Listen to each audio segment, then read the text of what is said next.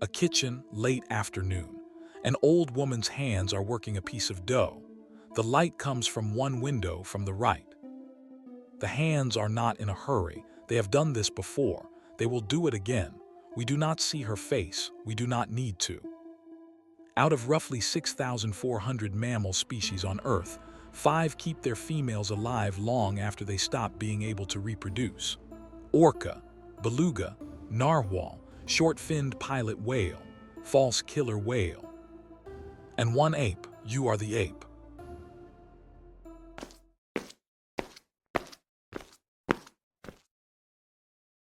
The default rule for a mammal is simple. Reproductive system winds down. Body winds down at the same time. Death follows reproduction by a short tail. A Pacific salmon swims 1,000 kilometers upstream, spawns once, and dies. The reproductive event and the death are the same event. A wild female chimpanzee, our closest living relative, spends roughly the entirety of her adult life reproducing. The most careful re-examinations of long-term field data find that in the wild, female chimps essentially die while still ovulating. There is no real menopause, and there is no long retirement. This is not a special tragedy. It is the rule almost every mammal lives by. The lion, the deer, the mouse, the bat, the bear. Reproduction ends, life ends, the body has done what it was paid for. A long life after the last child is, biologically, very strange. And humans built a civilization on it. In 2024, a team led by Sam Ellis and Darren Croft published in Nature a careful comparative analysis. They asked which mammals actually show a substantial post-reproductive lifespan in the wild, after correcting for the statistical artifacts of high mortality. The list was very short.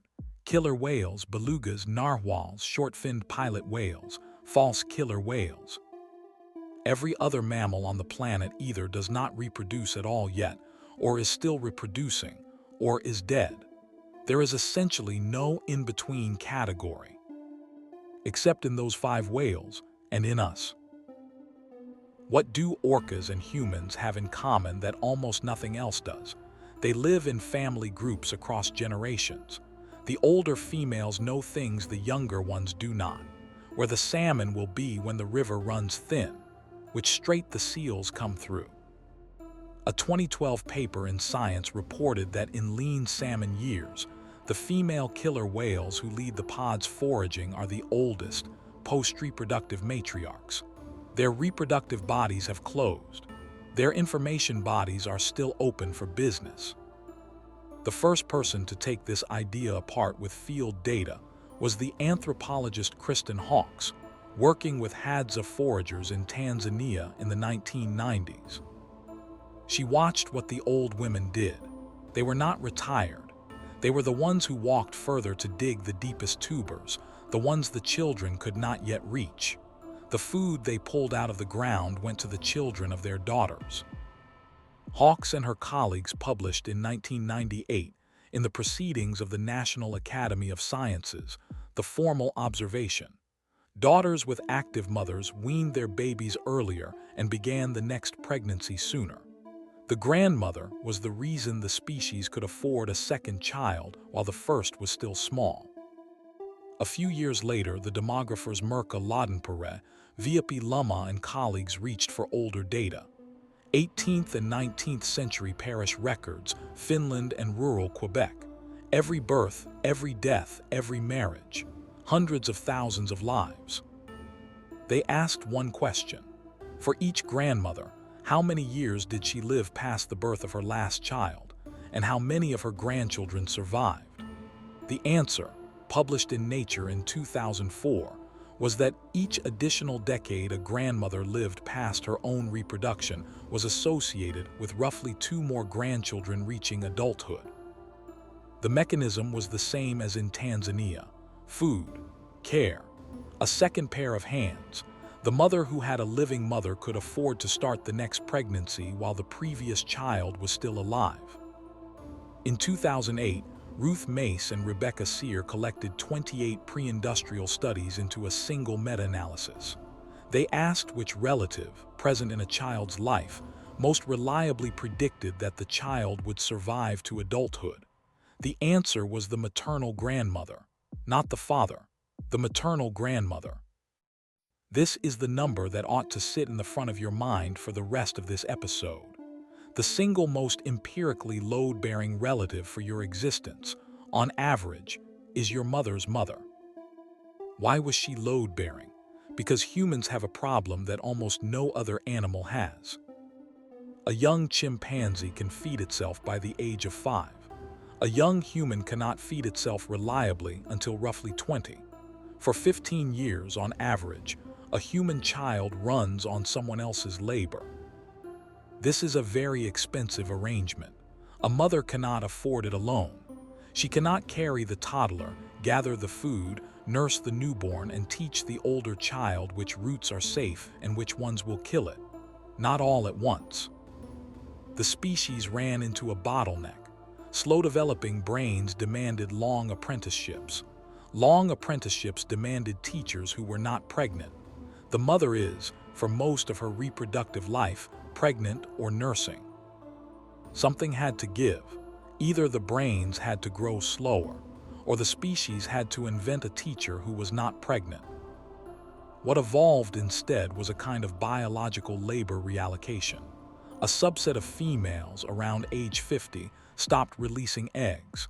Their bodies kept going for another 20, 30, 40 years. The reproductive labor ended. The information labor was just starting. Menopause, viewed through this lens, is not a malfunction. It is a redistribution.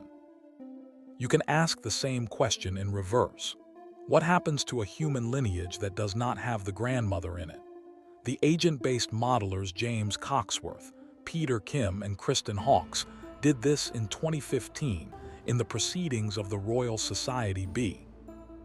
They built a simulated population, chimp-like reproductive schedule, slow-developing young. They removed the post-reproductive female from the equation. The lineage did not crash. It did something quieter. It slowed. Children weaned later. Mothers had fewer surviving children across their lives. The model population trended toward demographic stall. This is what civilization downstream of menopause means. The reason your species could afford language was that someone with 100,000-word vocabulary, who was not herself currently carrying a baby, was sitting with the 4-year-old and pointing at things. She was the database. She was the food bank in the lean year. She was the second pair of hands. She was the reason the toddler did not die when the mother got sick. Take her out of the picture, and a chimpanzee falls back into the shape of a chimpanzee. Take her out of the picture, and you, here, do not exist. That is the bottleneck, a narrow strait every generation has to pass through. Whoever stands at the strait decides what gets through.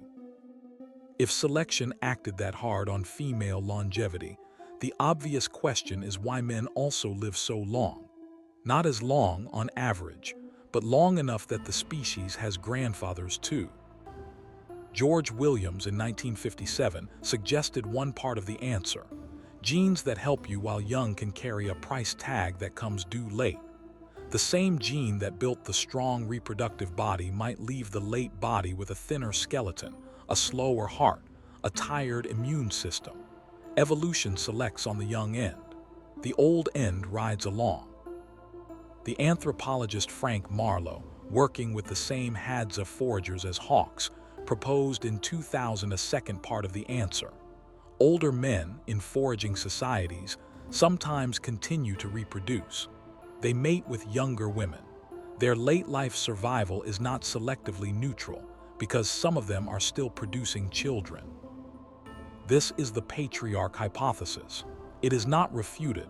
It explains some male longevity. In 2007, the demographer Shripad Tuljaperkar and colleagues modeled the patriarch idea formally in Epilogue S1. The selection pressure on male late-life survival in the model was real.